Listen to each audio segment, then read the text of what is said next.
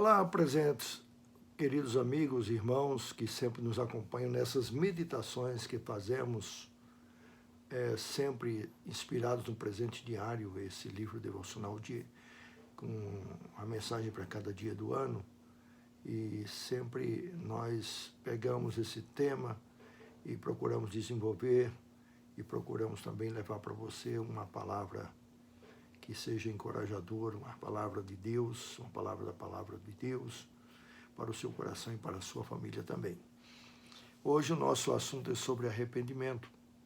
A sugestão está do texto de 2 Coríntios, capítulo 7, do verso 4 ao verso 11. O texto é um texto, não é muito conhecido, onde Paulo, evidentemente, na segunda carta aos Coríntios, lembra que escreveu a primeira carta fazendo reprimendas e fazendo duras observações para corrigir os erros dos irmãos de Corinto na sua primeira carta. E agora está falando dos resultados que isto realmente ocorreu. Então o tema de hoje é sobre o arrependimento. Está em foco, assim, essa situação e experiência que o apóstolo Paulo passou com a igreja de Corinto e as suas duas cartas, que são a primeira carta aos Coríntios e a segunda carta aos Coríntios. Ele fala, portanto, de disciplina, que ele reconhece que na primeira carta ele usou uma certa severidade e que soube que isso causou uma tristeza aos irmãos da igreja de Corinto. Mas depois essa tristeza redundou em grande alegria, e o apóstolo Paulo se regozijou também com essa grande alegria, porque foi o resultado, ou seja, a chamada de atenção provocou uma postura de arrependimento. Então esse que é o teor da questão, a necessidade de arrependimento. Sabe, aquele que veio preparar o caminho do Senhor Jesus, que foi João Batista, a sua pregação consistia basicamente em conclamar o povo ao arrependimento. O reino de Deus está próximo. Arrependei-vos, porque o reino de Deus está próximo.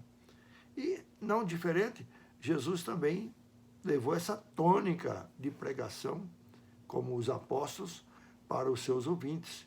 A necessidade de arrependimento para uma postura e uma tomada de posição para a vida eterna. Isso é muito importante. No Antigo Testamento, a gente lembra o caso de Jonas, que foi enviado por Deus para Nínive. Era uma cidade dos assírios, possivelmente a capital dos assírios. E Jonas pregou durante os dias que ali esteve, todos os dias conclamando o povo a arrepender-se, porque Deus iria converter, ou melhor, reverter, ou melhor, destruir a cidade se não houvesse arrependimento. Então, o que aconteceu? O povo se arrependeu. Agora, no caso de Jonas, ele não ficou contente por esse arrependimento, porque Jonas, na verdade, foi para ali enviado por Deus, mas praticamente na marra. Ele não foi de livre e espontânea vontade.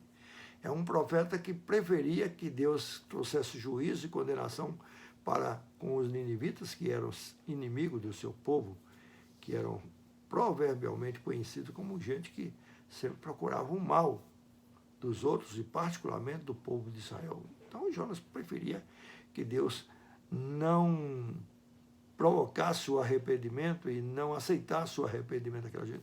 Mas foi o que aconteceu. Então é essa coisa maravilhosa. Aí Deus, então, vai tratar o coração de Jonas, porque Jonas, apesar de ter sido bem sucedido como pregador, a ponto de as pessoas responderem positivamente com arrependimento, ele não ficou positivamente alegre com esse retorno, com esse feedback do povo. Muito pelo contrário, ele ficou triste, ele ficou decepcionado, ele preferia que fosse o contrário, que aquela gente não se arrependesse para ser realmente castigada por Deus. Deus dá uma lição para Jonas, trata o coração de Jonas e mostra quão mesquinho e quão pecador ele é por não se arrepender. Eis aí, então, há uma questão muito importante que a Bíblia nos revela, porque Deus não tem prazer na morte do ímpio. Ele deseja que todos se arrependam para tenham o arrependimento para a vida eterna. E se você for estudar o que significa arrependimento, que é uma coisa que às vezes acontece até trivialmente na vida de um, de outro, contudo tem gente que nunca se arrepende, parece, dos erros que comete, ou pelo menos não aprende, mas é de um certo modo comum a gente se arrepender de coisas erradas que disse, que fez, de posturas tomadas, de oportunidades perdidas e tantas outras coisas têm nos causado um arrependimento. Não é? Mas aqui no caso, nós estamos tratando de um arrependimento dos pecados para receber a vida eterna. É uma condição sine qua non, porque na verdade o arrependimento é a resposta que o homem dá para Deus diante do que Deus faz para a sua salvação.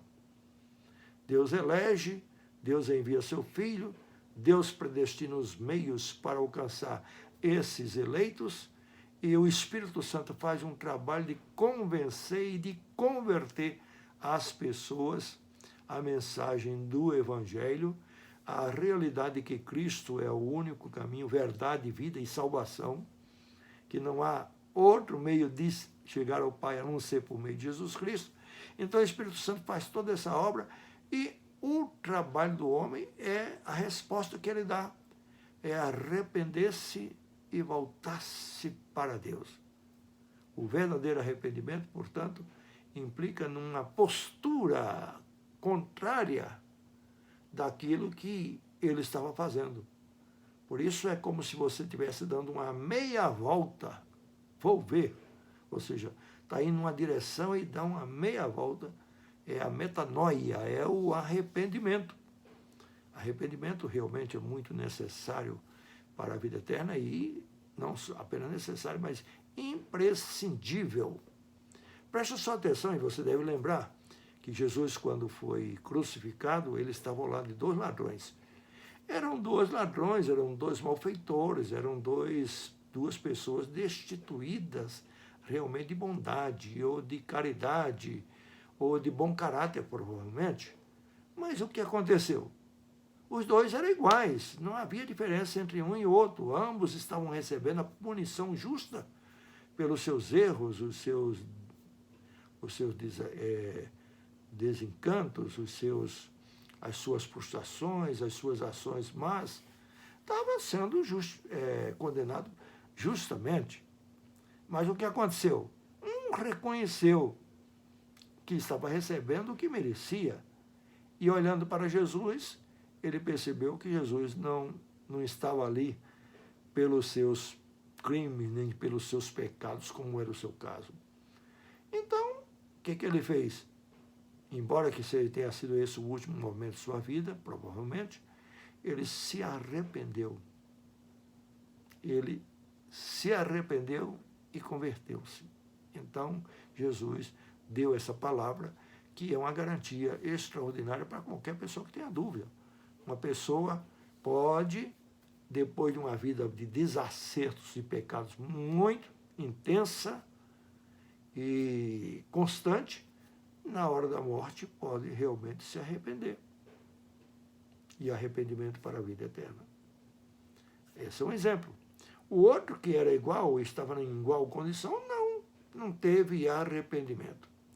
Às vezes as pessoas não têm arrependimento, como Judas, tem remorsos, né? Remorsos é a pessoa sentir tristeza, reconhecer que, puxa, pisei na bola ou fiz errado, mas não confessa, não toma uma postura de humildade e volta atrás, não. Simplesmente fica com um sentimento de remorso guardado no coração e aquilo vai sendo, ao invés de ser tratado e ao invés de ser curado, vai aumentando então a sua punição e a sua capacidade de fazer novamente o que fez e com mais intensidade É o que normalmente, realmente acontece, né? Por isso a gente percebe que muitas vezes a gente não tem arrependimento. Simplesmente confessa: Senhor, perdoa os meus pecados. Ou como diz um outro assim: Senhor, perdoa a minha multidão de pecados. Ô louco, então já está numa multidão? Se está numa multidão é porque deixou juntar muito tempo. Então essa pessoa está precisando realmente de rever a sua vida, avaliar a sua vida, as suas posturas e considerar a necessidade de arrependimento. Paulo ficou alegre quando soube que, embora tenha causado inicialmente tristeza na igreja de Corinto, a igreja respondeu com arrependimento e ele ficou muito contente pelo resultado feito. É como um pai ou uma mãe que disciplina o filho, não disciplina contente, mas quando há um arrependimento, uma mudança de postura, ele fica contente. Mas que beleza, realmente causou um bom efeito. O resultado, portanto, realmente é esse, né? Então, essa mensagem de hoje é para que você avalie sua vida e veja a necessidade de arrependimento. É claro que eu estou falando principalmente do arrependimento de seus pecados, de sua vida distante de Deus, para voltar-se para Deus. Mas vamos pensar também em casos triviais do dia a dia, quando você fala ou você tem um gesto ou atitude para com o cônjuge, ou para com o filho, ou para com um amigo, um colega de trabalho, ou seja lá, para com uma outra pessoa, em vindo à consciência que você errou, arrependa-se e procure a pessoa para a reconciliação. Deus tem prazer em receber o arrependido. Realmente Jesus veio buscar e salvar os perdidos, os que se reconhecem pecadores e se voltam para Ele. Essa é a grande bênção. Então a mensagem de hoje é para você avaliar e pensar realmente na necessidade de praticar um verdadeiro arrependimento.